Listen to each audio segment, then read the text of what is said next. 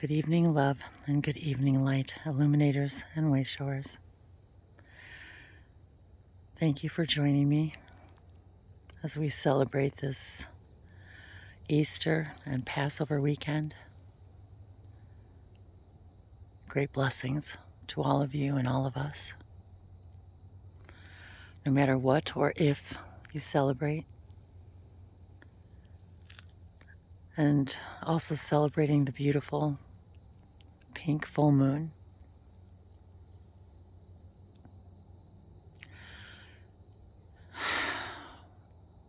It's a beautiful Friday night.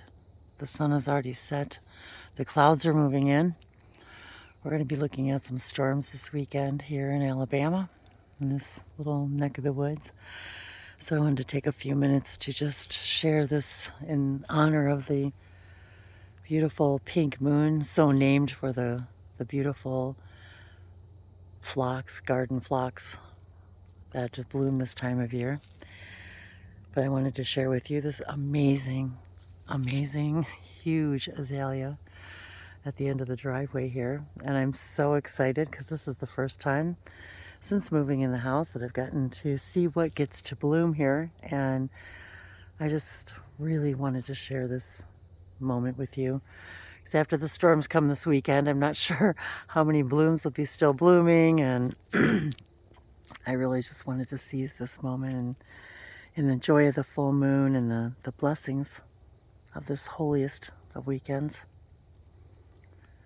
And to just share these moments with you.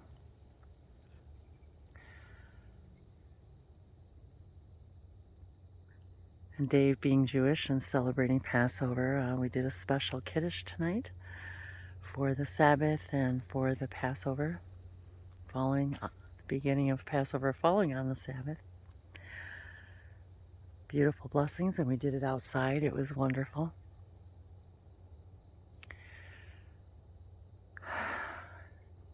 And so in celebration of Passover, we're getting ready to prepare a little Seder dinner. And I really just wanted to take this opportunity to honor the gods and the goddesses that we all are, to honor what we understand as all that is, for we are all that is. For the one is the all, and the all are the one, and we are all a part of the one, in the image of the one. And taking this opportunity to show our gratitude for this beautiful earth and its bounties,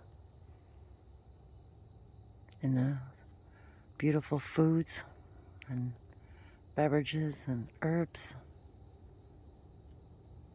blessing everything that we experience.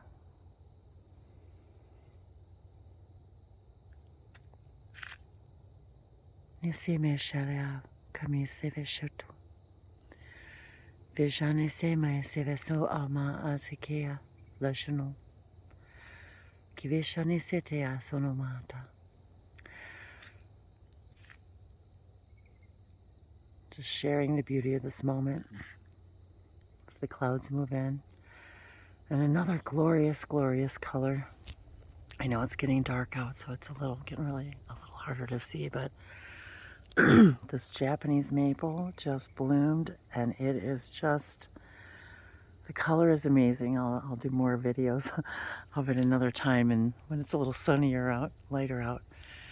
But the color of this is so vibrant. This rusty, orange, brilliant colors. We've been doing a lot of projects outside and been spending a lot of time working in the yard and planting flower seeds, doing lots of home projects, lots of cleaning projects, and like so many of you, I'm sure. I just want to take this moment of quiet appreciation.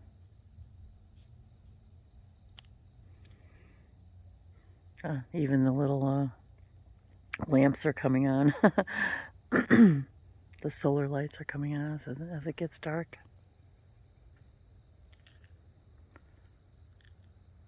So thank you once again for sharing these moments of magic with me. Oh, here comes Dave. He's just got out of the shower. Don't worry, you're not on camera. But you can say hi. Hello. Hello.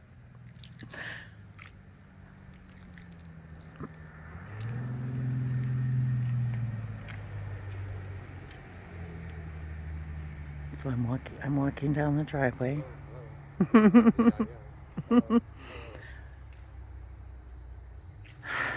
Nasime shani alako. Savishene pele senoto alako. Passionate.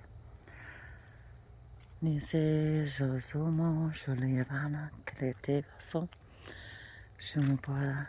Okay, so I think I'm going to try to make my way down to the cherry blossoms. It's a little bit of a walk. I kind of slid down the hill the other day on a rock, so my knee was a little sore, so I haven't been out walking and making videos like I wanted to. So instead of waiting and seeing what was going to happen on Monday, I decided to just seize this moment and also share with you our little cherry tree that we discovered. I'm very excited. This is a very steep hill, even if you can't tell. And so I'm walking really slow. And actually, sometimes it's a little easier to walk on the rocks than the driveway. I get a little bit more traction, but it's a little slippery on the rocks. A little iris patch is coming up. And our blueberries are getting buds, and our grapes are getting buds, and our peach tree's getting buds, and the fig tree's getting buds. And I've been busy distributing wildflowers, perennials. And I was so afraid that the storms this weekend might blow off all the blooms before I got the opportunity to show them all to you.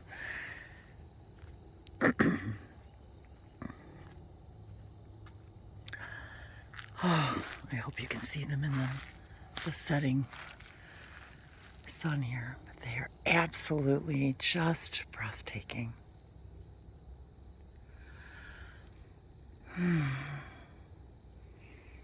Nishimila se te inaya kalisoma. Avima limane e te vesho ka se veshola. Lavani malave sete. It's such a little tree, but it's absolutely just breathtaking. Breath-giving. Nisi veshono niara kasela.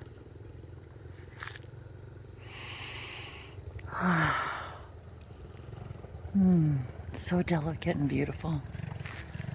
Well, the neighbors are out for their evening stroll.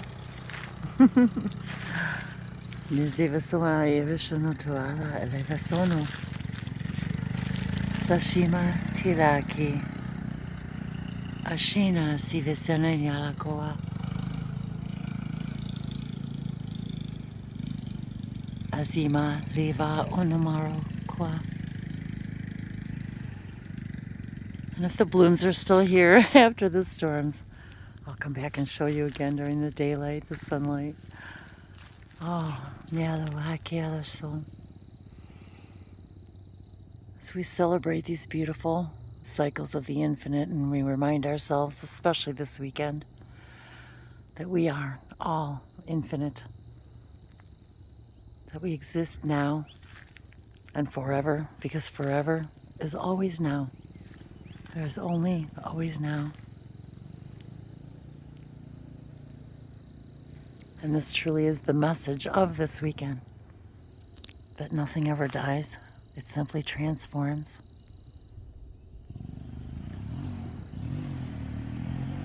Where and how are you revving it up? Where and how are you transforming?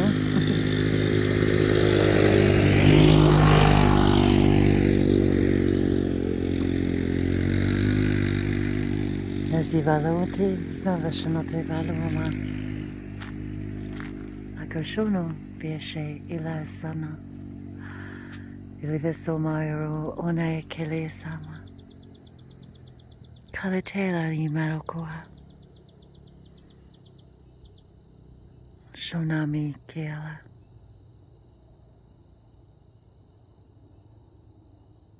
I can hear the frogs and the crickets coming to hang out for the night. Yasoma Shola Kiana.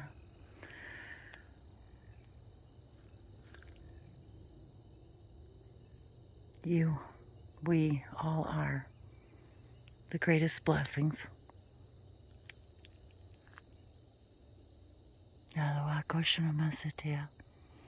We are the consciousness of God itself, created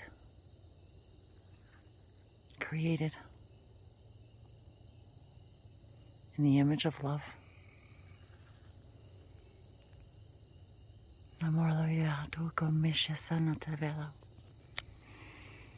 Bashete semisuma sovasho. Aveline te eteveso sovasho. Manumayo kupateveshua. Every step of the way, we are loved and supported and guided.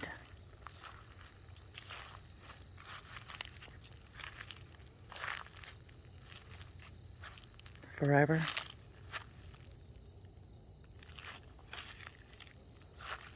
Without question, without condition.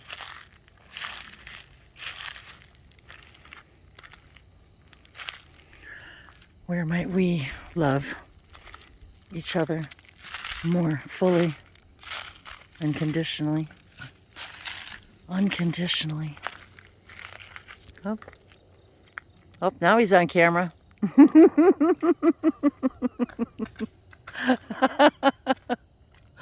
I got you too zoomed in. Hang on.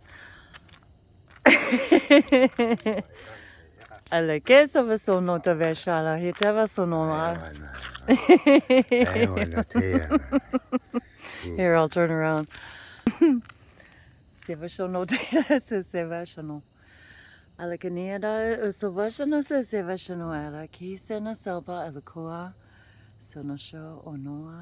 So we did I told everybody we did our blessing already. So if there's any words you'd like to say, and Chag Sameach, happy Passover, and part of the Passover celebration is remembering all the things that happened during the Exodus from Egypt, and most of you watching this will probably feel some kind of connection to Egypt and Moses. It's a story we all share. We can turn around too if you want to walk up. And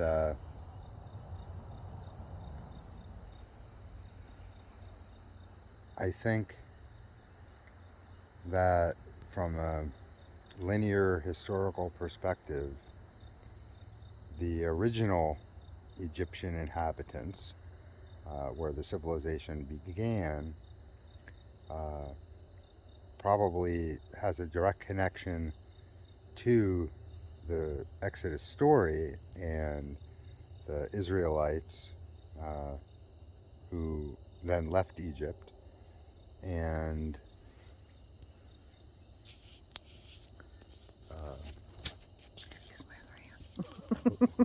with a lot of help. Yes, with a lot of help.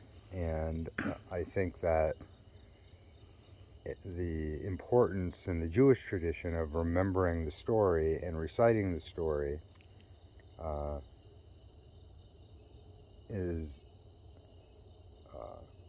a way to keep that vibration alive in all of us and one of the particular things that uh, the Passover Seder includes, and the Seder is a Hebrew word that means order, so there's an order of which you're supposed to do things in the ceremony. Part of it, though, is talking about the idea that the people celebrating the Passover are supposed to feel as though they themselves were present in the Exodus, and they themselves were witness to the whole thing. And as we now know, multidimensionally, since there's only now, and past lives are really just concurrent lives in different timelines and different time frames, connecting to those energies and those other concurrent lives brings that vibration forward. And from some of the things that Bashar has spoken about, there seemed to be a very important piece of the puzzle that give a lot of those ways of life, and I don't really want to, I don't want to describe it as a religion, Right. but it is Maybe more of a life's philosophy, well, or so there's DNA and a certain vibration that gets passed along that is critical to the evolution of mankind, at least in the way that we've all signed up to experience it. And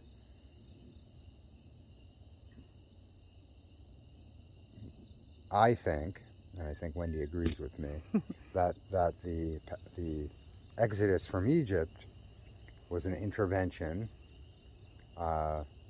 to maintain the, let's just say, innate DNA material and frequency and vibration that will be very important in humanity moving forward. and he was very specific about it being ET intervention and assistance, and for that, for the saving of that. And I'm also sort of reminded about how the whole Phoenix Lights story has not been a prominent story that's talked about, even though tens of thousands of people have witnessed it. We were just talking about that too. And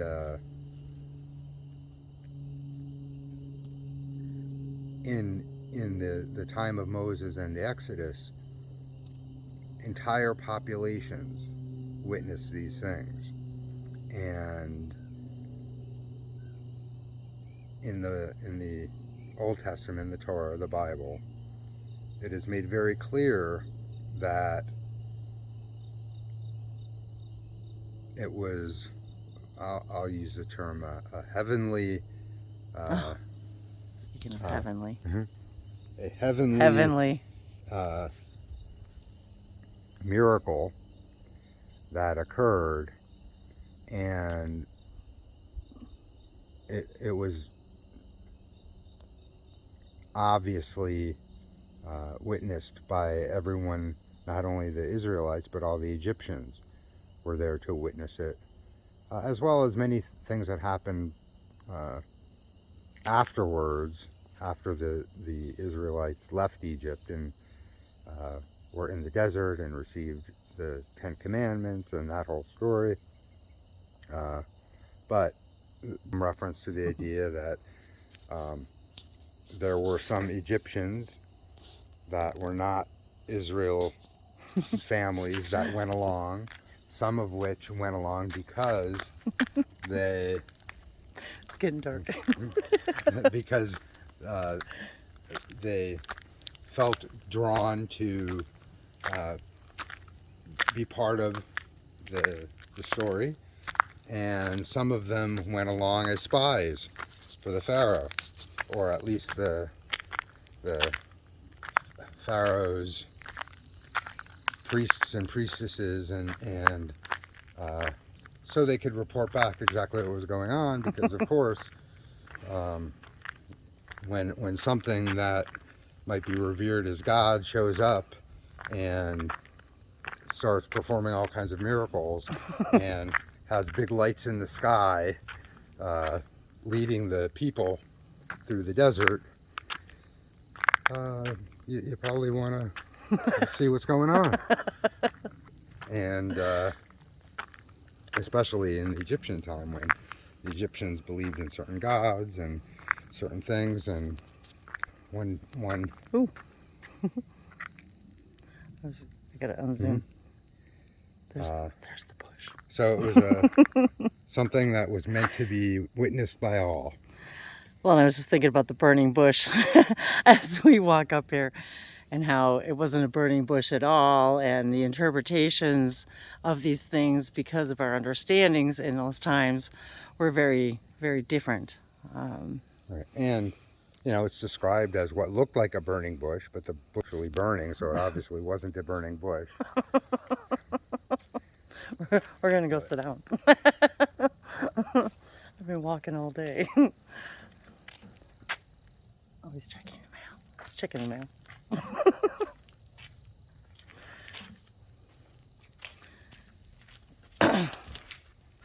Here.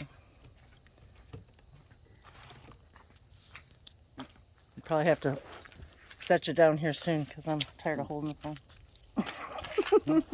It's getting dark. So synchronistically, as Wendy was showing you around for all our beautiful trees, Look how we got the Better Homes and Gardens. Better Homes and Gardens. Which I've got to say, we love the written word. We do. So, we do. Yeah, the computers are nice and the phones are nice, but sometimes it's nice to just have I liked feeling a printed book. Part of physical reality magazine. is still having paper and feeling things and touching and smelling and experiencing those things in the only way that we can experience them, which is in physical reality. So there's that little tidbit. Well, it's also a representation of bringing something into the physical reality when you write it down.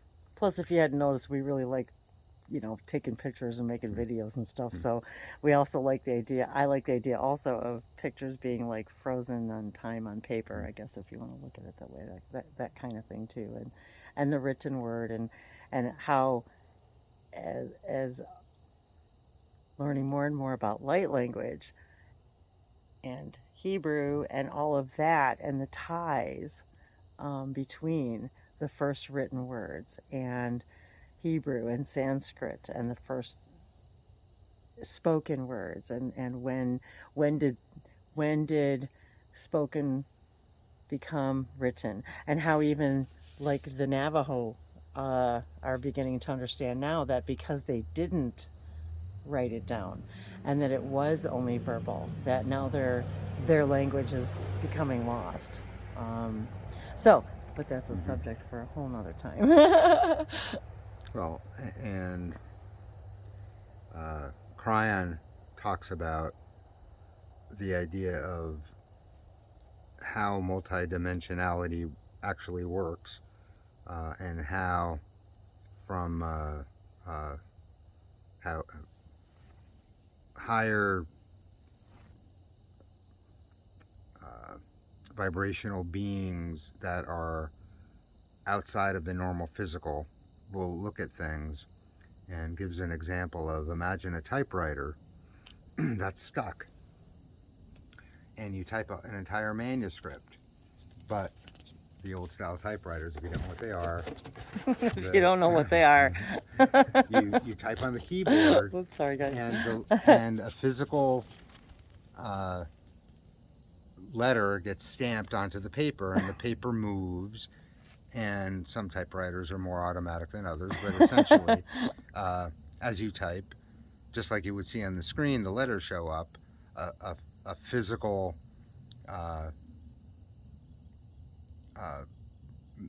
stamps the paper.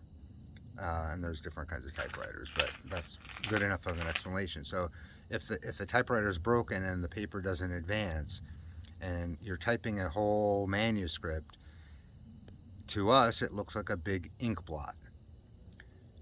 But from a higher perspective, where everything is now, and the energy of the manuscript includes the whole manuscript, not only each letter, but when the letter was typed, and the energy of the person who was intending the feelings to be put into the thing. That's all there, and it's readable and understandable, but to us it just looks like an ink blot. So if you think of time as just a whole bunch of letters being typed on a piece of paper turning into an ink blot, you can navigate that ink blot any way you want. We look at it linearly, and sometimes we might just see an ink blob, and other times we might see every letter and be able to read it backwards and forwards and whatever way you want. But that sort of ties into the idea of connecting to our multi-dimensional self and all the other versions of us in all kinds of different timelines and places, and actually even Cryon mentions the idea about as we move into higher energy, and as the world we're on changes to higher frequencies, which from a collective standpoint, it's happening from a collective agreement, and not only the earth itself, but humanity is moving to higher frequencies. And like it or not, that's the kind of things that people are going to be experiencing. What happens when you start going into higher frequencies, and if you're resistant to it, you will experience resistance. But the idea behind all that is to be able to bring in to your now moment all of these other things that you're connected to. And Klein even talks about the idea that in the early stages of the awakening process, you start connecting to your past lives, which are really not past lives as we know now, but they seem like past lives. But you're also now going to start entering a frequency band that includes, let's just call it galactic frequencies. So, of course, if you feel connections to other beings,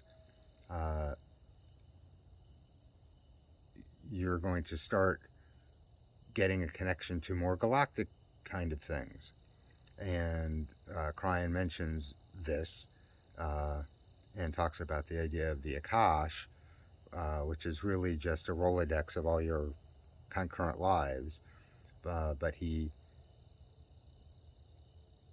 talks about that you're now moving to more galactic availability of your Akashic record.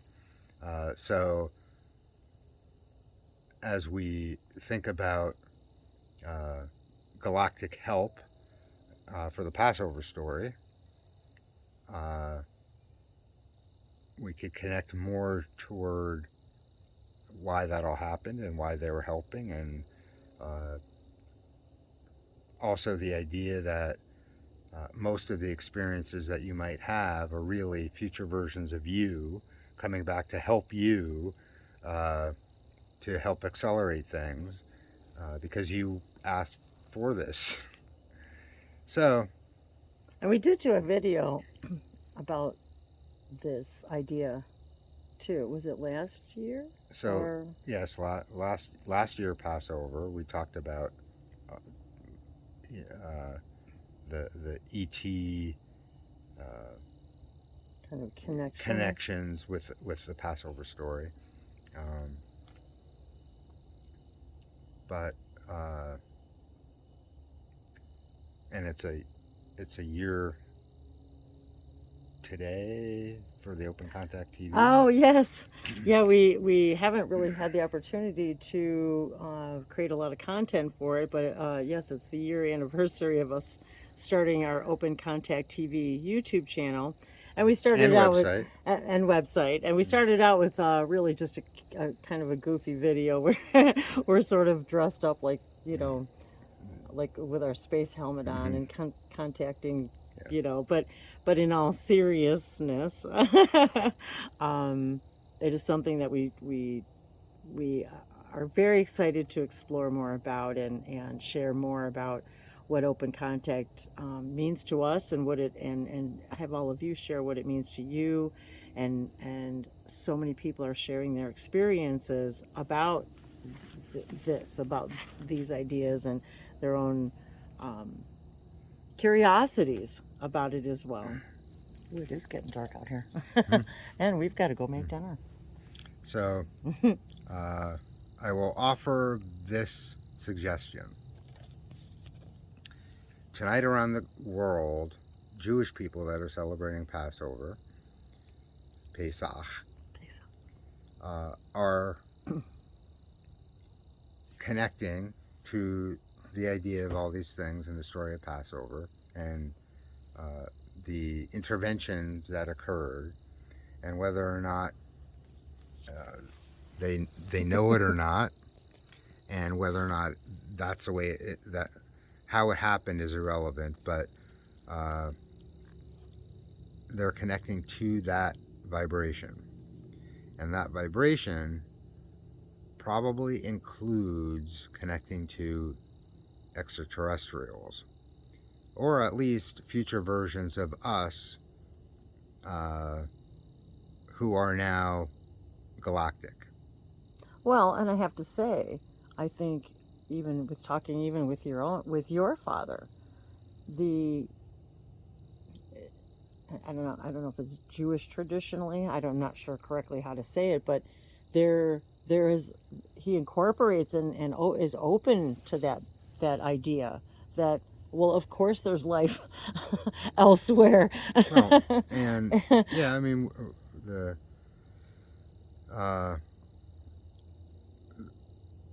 we're taught that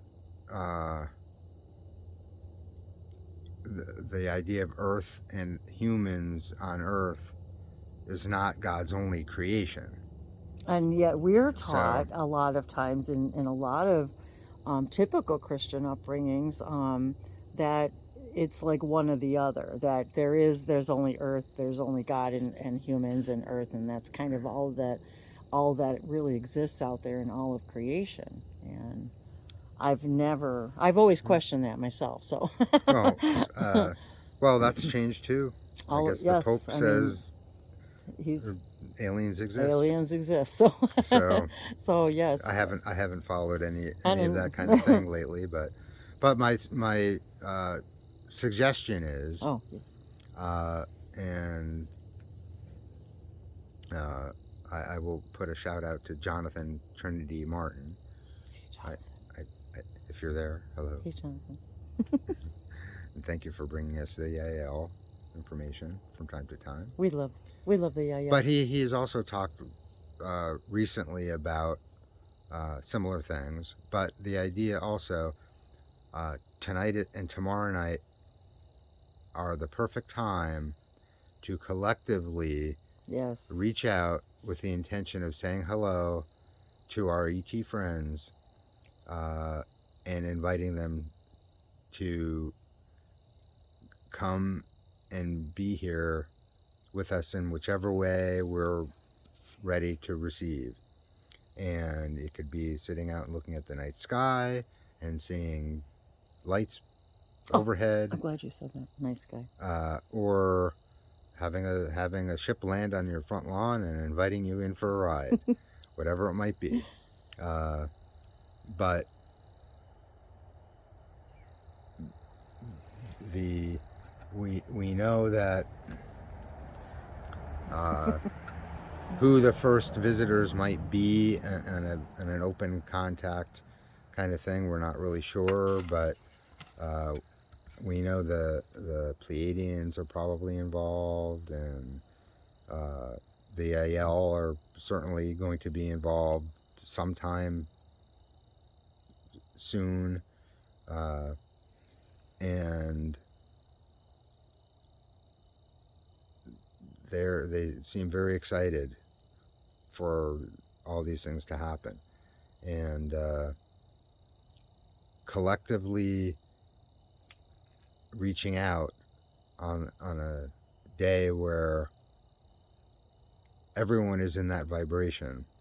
And let's just say theoretically that it was the Aiel who helped in the Exodus, and they might have been involved. They might not have been the only ones, but they might have been involved.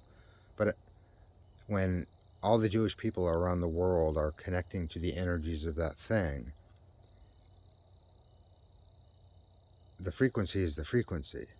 So they may not realize that they're talking about the Aiel, but if they're talking about the Aiel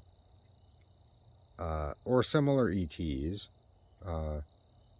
that were here to help, that frequency is transmitted throughout the universe.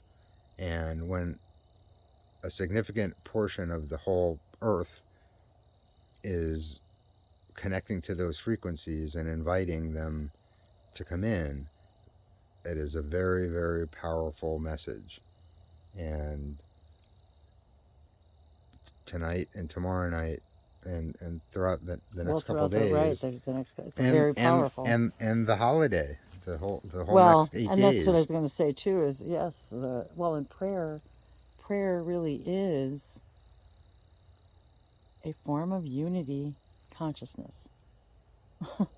So it is the unity of our consciousnesses coming together and with the same intention, whatever that intention may be, whether it's peace, whether it's love, whether it's contact.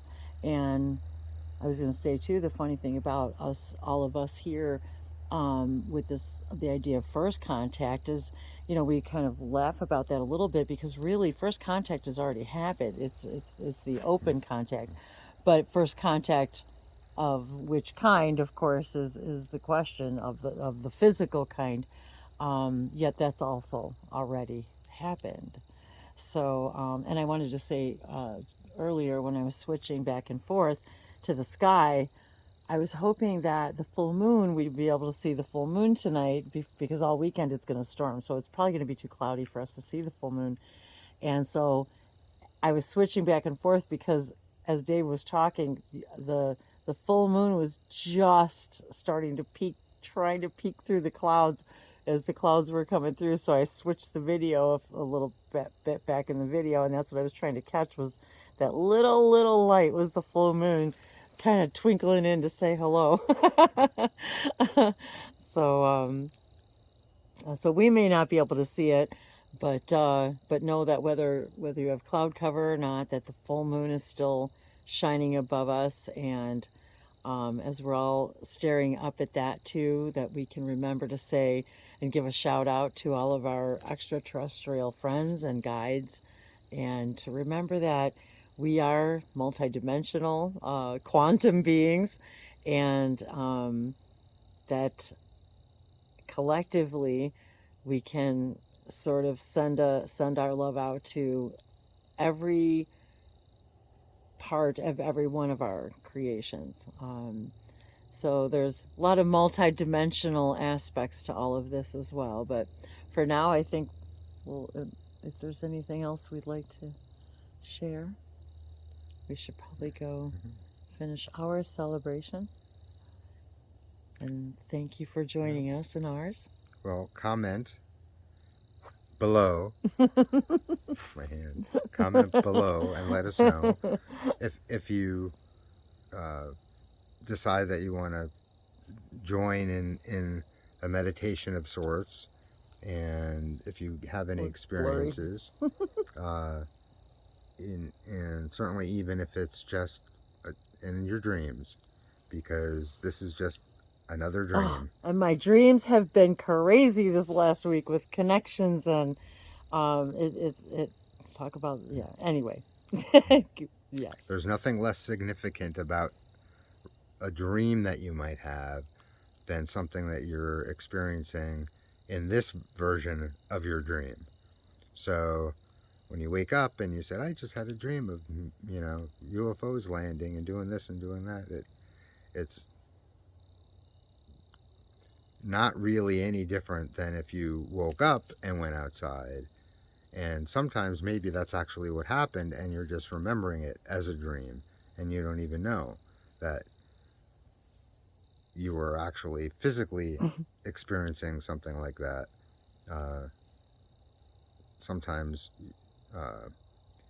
you decide that you want to remember it as a dream and not an actual thing that happened in this version of physical reality. Yes, there's that too. So, if you can imagine it, it's real. Because you can't imagine anything that you're not the vibration of. Well, I was just going to share the flower, so of course this, of course, expanded into something more, and something more is always good. You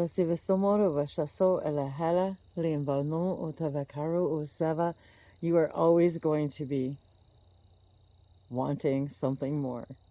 That is the nature of the expansion of the universe, is wanting something more. Oh, I want to say one more thing. Oh, well, see? Something more. We were watching a Sanguru video about some guy asking a question about the idea of sort of the first version of the human incarnation, and if there was no karma to be worked out or no lessons to be learned, what spawned the first incarnational experience. And I want to give my simple answer: the desire to expand. It's the nature of existence. And there's a never-ending desire to expand. That is it right there. The infinite desire to expand. I really like that a lot. Mwah. Dialogue session. So join us in our expansion, and thank you for sharing your expansion. We love you.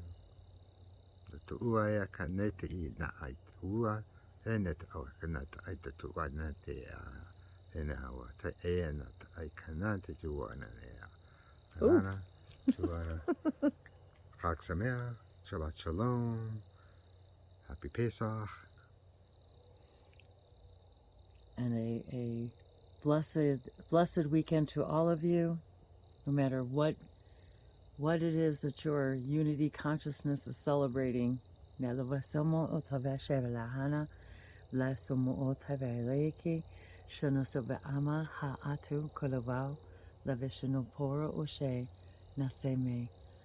come from the deepest places of love. Amen. Namaste. Mahala. Sharing. Sharing.